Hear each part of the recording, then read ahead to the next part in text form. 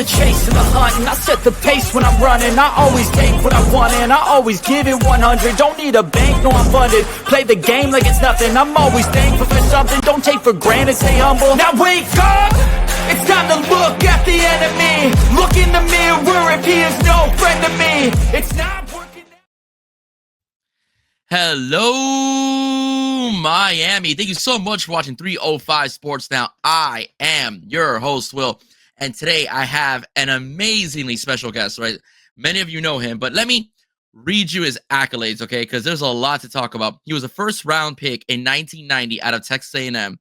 He's a first-team All-Pro in 1992, 1994, second-team All-Pro in 1993 and 1995, seven-time Pro Bowler, and the 1990s All-Decade Team. And now he could add to his resume, semifinalist for the 2025 class induction of the NFL Hall of Fame. Ladies and gentlemen, the greatest person to ever play left tackle and block the blind side of Dan Marino, Mr. Richmond Webb. How you doing, sir?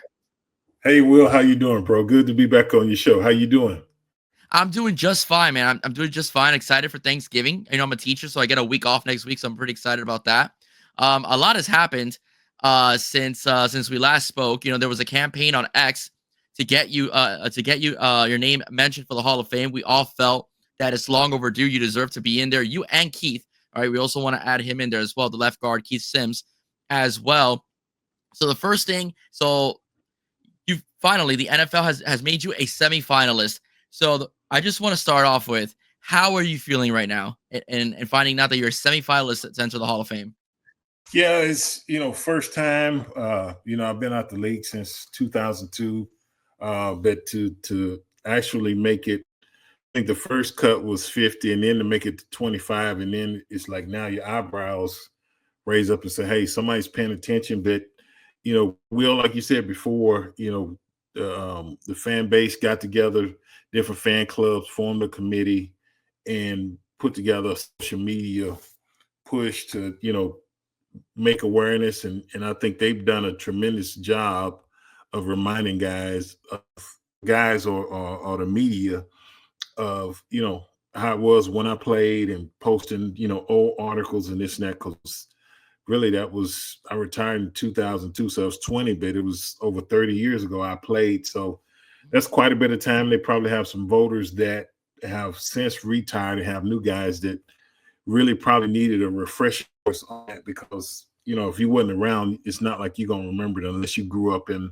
Miami or you were a huge Dolphin fan. But man, it's extremely excited, extremely happy, humbled as well, because I know it's not an easy process to, whittle and get guys down to 25, and then they still got to get down to like 15, and then probably select probably 5 to 8 guys for the class. It's not as easy as I think people make, but to make it this far the first time, it's a good feeling. I'm happy, I'm elated, but I'm also humbled, and I know it's a lot of hard work that went into that, and I appreciate everybody from committee to the fans, and even fans around the NFL that wasn't necessarily Dolphin fans, but respect what you did on the field, chip in and help. It was a great team effort, and I'm truly thankful and grateful for what everybody's done for me. I have a question for you. Since you played in the league, do former players that already inducted, are they able to sway, at least through the media, possibly the voters that help the process in getting someone like yourself inducted? I asked that because Brian Urlacher, when he was inducted, came out and said that Zach Thomas deserved to be in there, and lo and behold, Zach's in there. So in the case of former players, them speaking out and maybe defending you and saying that you deserve to be in the Hall, does that sway voters, those that are in charge of the committee that's in charge of placing someone like yourself in the Hall? Well, I think one that helps, especially when it's a guy, Urlacher that went into the Hall. I think it definitely helped. But Zach accolades speak for themselves. Mm-hmm. I think Zach had already started to make like the semifinals. He just hadn't made that final push. But when you get a guy like that, just recently in the Hall of Fame, and then he's on television to where millions of people are going to see it, and all the voters and stuff are going to see that. I think that helps carries a low weight. And then, like with Zach, I'm sure, Coach Johnson probably said something, and it carries weight when certain people speak. So definitely that didn't hurt when Urlacher came out and vouched for Zach. And I know he did that because he respects the way he played the game. They both played the same position and both played at a high level. So you feel guys deserving. It's not a competition thing anymore. It's like, no, this guy was a badass. He played when I played, and I love his game, and he definitely deserves to be here. So it makes, I know, like guys like Zach feel good when a guy comes out and vouches for you like that. So yeah. Before we went on air, we were chatting a little bit, and one of the things we talked about is that there were articles written about you, and which is a head scratcher on why you're not in the Hall. And one of the assessments that was made was that you and Keith as well were being penalized because of Dan Marino and the fact that he was able to get rid of the ball quickly. And I told you off air, that's not fair because it's the ultimate team sport, and the reason why Dan Marino's upright is because of yourself and Keith and others that block for him in the offensive line. What's your take on that kind of perspective, that way of thinking, the fact that because you had a first ballot Hall of Famer at QB, maybe we should wait on and see a little bit more on inducting you into the Hall. Yeah, I've seen that, and then I'm sitting here thinking, even on social media, I think even Dan put out a couple of posts today saying that I was deserving, of the honor of getting put in the Hall of Fame. So I do think possibly before we've been penalized for that, but only thing I try to tell people is that Dan was already Dan Marino when we got here. And we were brought here to help continue what he did and did better than anybody else in the league, and that was throw the football.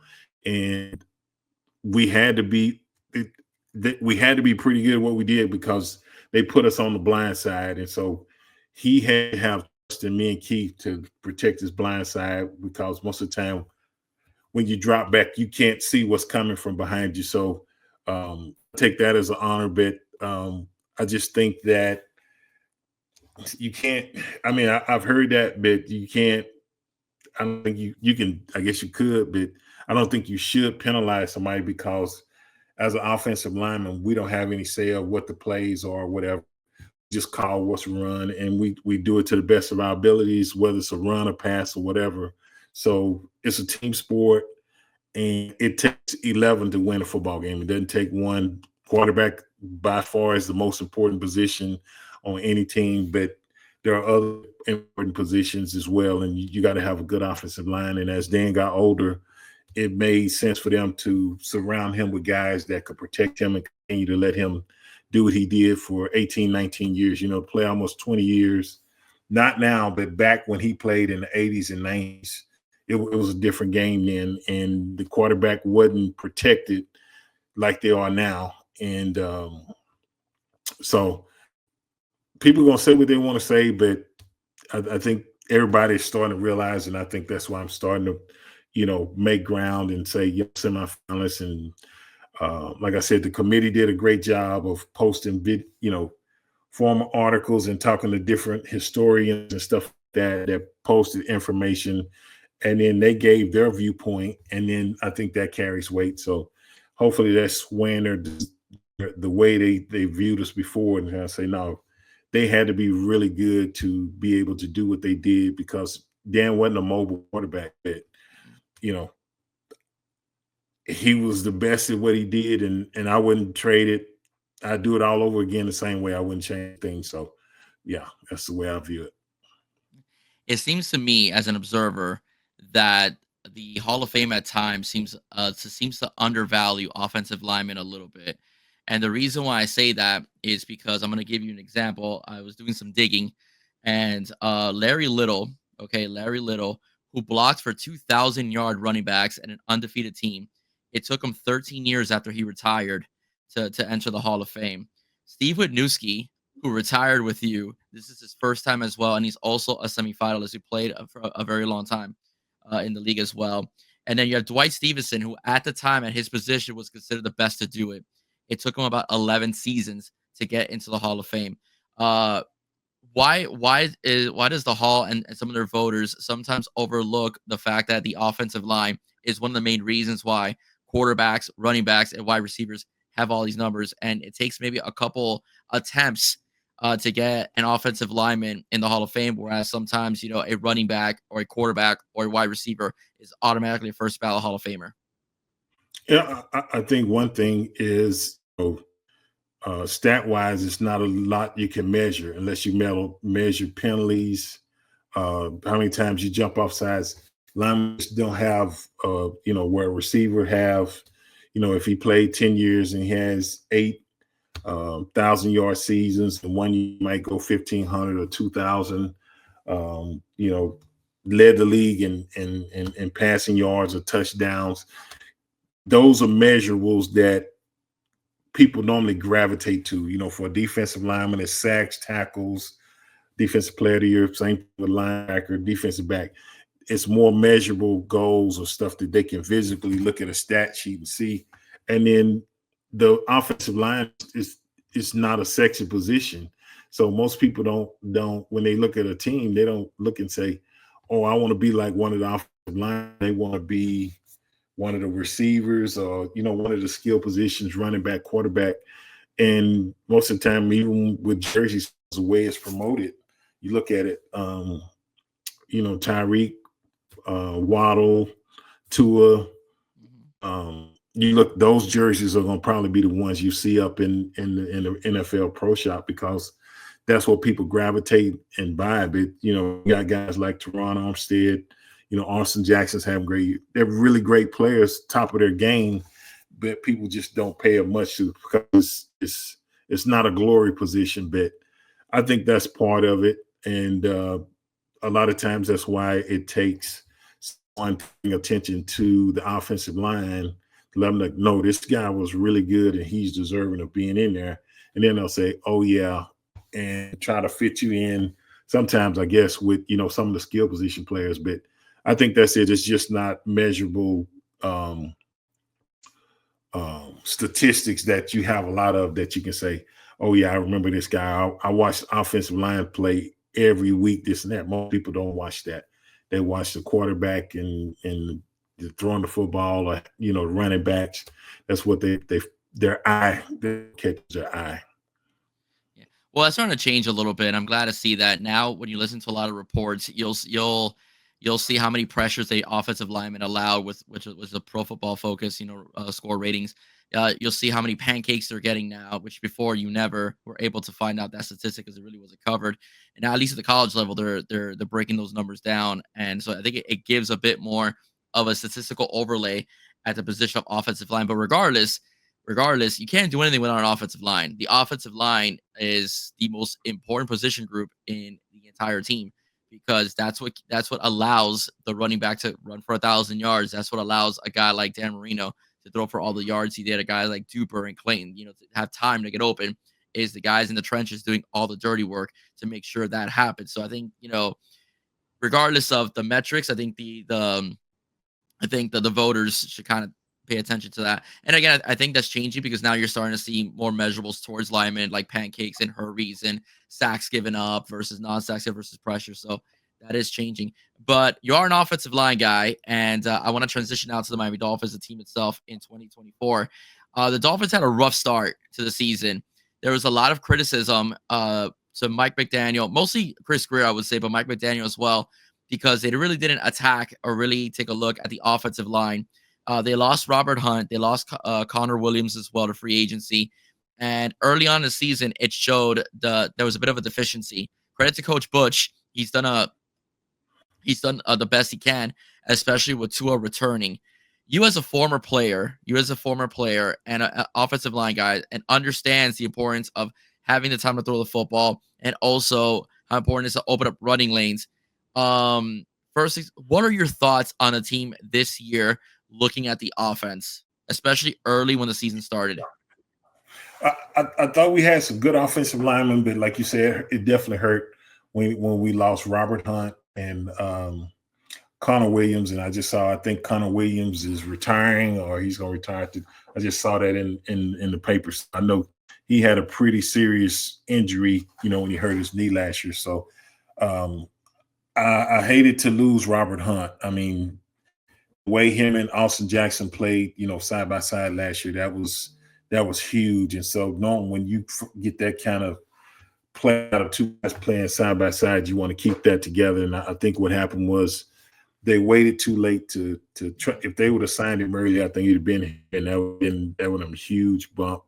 But it's just a couple of guys got hurt, and so now you're going with backups that you thought would remain backups. Now they're starters, and so we're thin in that area. But I think that will be addressed possibly this offseason. I think they know, okay, we've kind of skated, but we need to beef it up a little bit where we got some good quality backups. In the event that some guys go down, we can shuffle. Even though we have to shuffle, we have enough depth there to where it won't affect us, to where we won't be as efficient running or throwing the football. And I think you got to have you a good, decent offensive line in order to let guys like Tua, Tyreek, Waddle, and like Jono Smith and Achane, Moser, Wright, let those guys showcase what they can do really well. But you got to have the offensive line put together, and then where they can play solid football, and then those guys, do their thing. From your perspective, how many linemen should the Dolphins draft this upcoming draft season to make sure there's depth and to make sure there's continuity for the future? Yeah. Well, we took Patrick Paul. I think I know.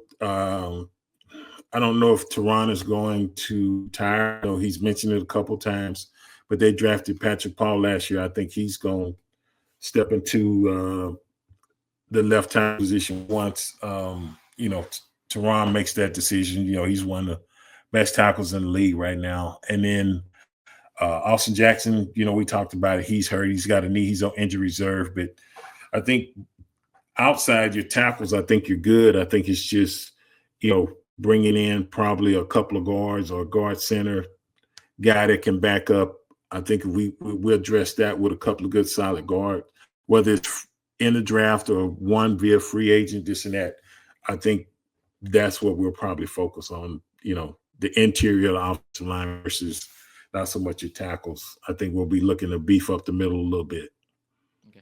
So do you think the Miami Dolphins are capable of being a more physical team possibly next season? The reputation is that they're way too finesse, and that won't get you into the playoffs. So do you think with this upcoming draft, and now that they're obviously the league's figuring out Mike McDaniel a bit, so Tua has been a bit more efficient with the ball, not going deep so much.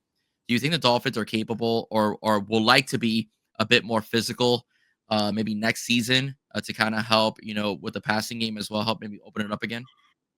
Yeah, I think the change since Tua has came back, and I'm glad I see it, is it's not so much quick scoring deep, passes, whatever. We're running the offense. We're running the football. Where time of possession has probably went up with offense line, and that keeps your defense off the field. So it's not as probably exciting as it was last year when we were going deep with Tyreek and Waddle all the time. But I think this is the type of football that you got to be able to play and play it efficiently, especially in the second half and going into the playoffs. So if we continue down this road of, running the football, and then that opens up the play action, opens up the routes to Tyreek, you control the time of possession and you limit the amount of opportunities you give the other offense. If we continue to do that and score and our defense plays good, I think we'll be okay. It's probably what people are not used to or want to see all the time because it's exciting when you score quick, boom, boom, boom. I think that'll happen from time to time, but I think our focus should be having a good mix of running the football, controlling the time of possession, and then, hitting guys and spreading the ball around like they have been doing the last, few weeks or whatever. It's like I said, we don't score as much or it's not as quick.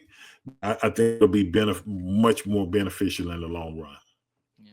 Well, I think the Dolphins should have 2 more wins under their belt. They lost a heartbreaker to Buffalo and they lost a heartbreaker to the Cardinals. So I mean, it is working, and the defense is Yeah. playing better. So I do think, but one of the things about McDaniel is that he loves those outside runs. That's what I'm saying about the physical side. He doesn't like to go between the tackles as much as he should. So I'm hoping next season, the Dolphins will be a complete team on offense where they go outside with their speed, but they could also pound it, between the tackles as well. I think that's very important. Yeah, if you can run in between tackles, that's why I'm saying possibly draft a guard or bring a couple of guards or a guy that plays guard center. Bring the guys interior that really beefs that up to where you can get those double teams going and working up to the linebacker and stuff like that, and those holes will open up. And um, when you can run either or, you're not limited to just one or the other. It makes it tougher to defend, and teams know what you're going to do. And you got the offensive line up there that's capable of getting the job done. It doesn't matter. It's just you playing smash mouth football and just, hey, you got to stop us, whatever, but this is what we're going to do, and we're going to impose our will on you, and it's your job to stop us, but I don't believe you'll be able to stop us. I think that's what we're working toward. But I agree, we do have to upgrade a couple more guys on the interior to have that depth in the event that guys go down. I agree, and I hope they do, and I hope we could keep them for a while because having a good mesh and a consistent offensive line could take you places and take you to places in the long run. One of the biggest flaws that the Dolphins have had, and you mentioned it, was that they take too long to sign their players, and I think that's hopefully that's something they could correct uh, uh, in the future. They did it with Waddle, they did it with Tua, and hopefully they continue to do that as the years go along. One of the things that before we go into your next promotions, this came into my head. Joe Rose brought it up this morning on his show, and there's a lot of conversation that the Dolphins didn't also address the backup quarterback situation, which is a reason why we're in fighting for our lives in the playoff. My perspective, I'd rather draft a guy. Other people believe we should get a free agent backup. Daniel Jones' name's been floating around. Do you think Miami should draft a backup quarterback, or maybe take on a little bit of free agency because Tua's so young, and the contract is also very it just started basically. It's its infancy.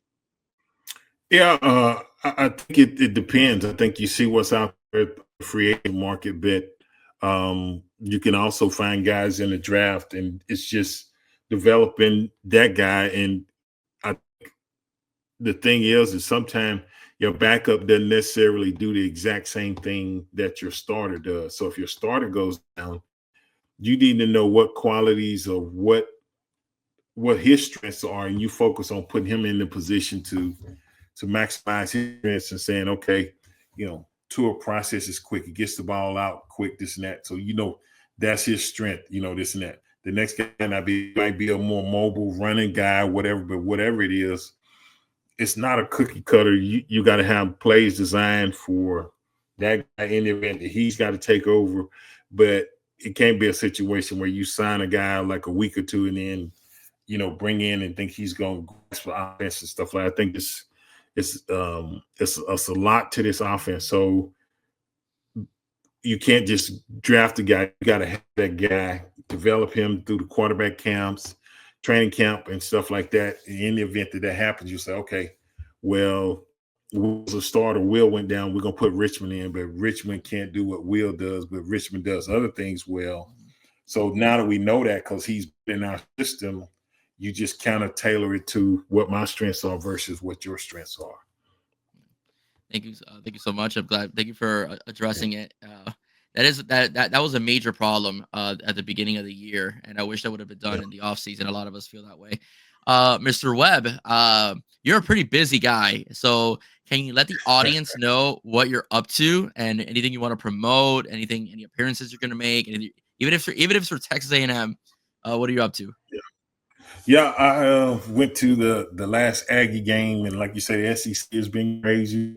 You got two lost teams, but everybody is vying for position in the college football playoffs, and I think I looked at it today. I think it's maybe four SEC teams or five SEC teams in there, and then four from the Big Ten. So it's those two conferences are really dominant as far as playing probably the top football in the country. And you got like Miami from the ACC, I think Miami was on school, and then maybe BYU or Boise State, something like that. But it's going to be interesting. This is the first year of the 12-team playoff. I think if we win out, and when I say we, the Texas A&M, if we win out, we go to Auburn this week, and then we play Texas right after Thanksgiving. If we win those two, we should be in the SEC championship game. Excuse me. And I don't know who we'll face, but if we win that, I'm pretty sure we'll get a berth bet. It's going to be tough, but I know conference championship, you got to win conference championship. And so we got some really good teams in the SEC, and I just want to see how that shakes out.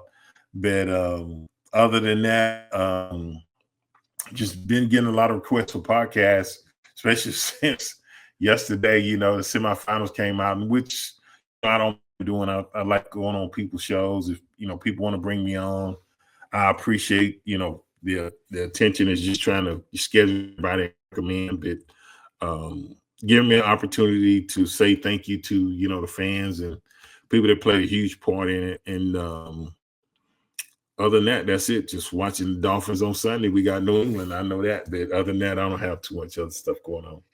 Yeah, as a fan, I'm very grateful for you coming on and making the time for me. A lot of people wouldn't do that, and I'm very appreciative of you. I followed your career when since I was 10 years old. So sorry. I'm sorry, man.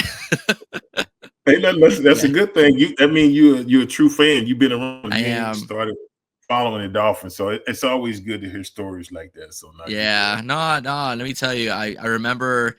I remember the Buffalo game in the playoffs. That that Snow Bowl. I remember that one in the playoffs as well. The heartbreaker against the Chargers. Now I saw it all, man. I saw it all. So again, I'm very happy to have you on. It's a real experience for me to have you on the show. And be watching you as a young kid and seeing you play, and having you now on my podcast is a very happy moment, and so on. So very grateful for you coming on. You're always welcome, and we will be praying that you will be a Hall of Famer come summer. You're going to give an amazing speech because you definitely deserve it. And next year, your partner Keith Sims is going to join you with his own stone because he deserves it as well. So again, thank you so much, Richmond Webb, for coming on. I'm very, very appreciative. Thank you, Will. And also, I wanted to thank you. I forgot you told me you were in the education system. So I take my hat off to you. I appreciate you, pouring into the next generation, this and that. That's not an easy job most of the time. And it's probably not as many men that is in education as like to see. So anytime, they have strong figures and stuff like that, that's awesome. I love to hear stuff like that. But thank you for having me on your show. And looking forward to giving the holidays, happy holidays to you and your family. And yeah, that's it, man. I'm glad to see the season is turning around for the Dolphins, and hopefully we can finish strong. But we just got to stick with it. We dug a hole. We can dig out of it, but we just got to continue to take one game at a time. I agree, and hopefully it's the reverse where we struggle in the beginning. And we end strong, get into the playoffs, unlike the years past where we had a great start to the year and we found ourselves, the final seed. So we'll see what happens. Richmond, thank you so much for coming on the show again. And thank you. And you're always welcome to come on and talk about whatever you like as well. And it doesn't necessarily always have to be about football. It could be just about life in general and anything you're up to as well, right? Thank you so much, Mr. Richmond Webb. And if you liked this episode, if you like what you heard, please do not forget to like, share, and subscribe to 305 Sports Now. Every like, share, and subscription and comment you make, that helps the show grow. That helps push the algorithm, and I'm able to bring you more stuff like this, like interviewing people and legends such as Richmond Webb. Have a great evening, guys. God bless. See you soon. Go Fins, guys. Bye-bye.